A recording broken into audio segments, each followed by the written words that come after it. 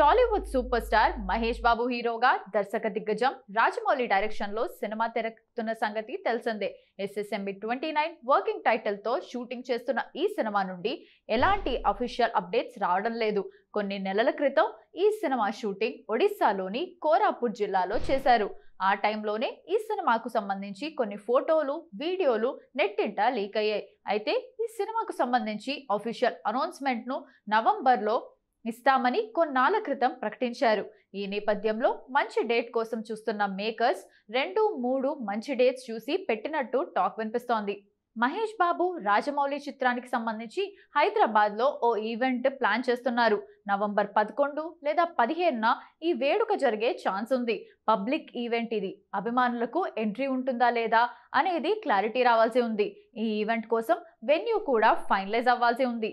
ఈ ఈవెంట్ లో టైటిల్ కూడా రివీల్ చేయాలని ఆలోచనలో మేకర్స్ ఉన్నారు. టైటిల్ కు సంబంధించి ఓ గ్లింప్స్ కూడా రిలీజ్ చేసే అవకాశం ఉన్నట్టు సమాచారం. కాగా ఈ సినిమాకు వారణాసి అనే టైటిల్ పరిశీలనలో ఉంది.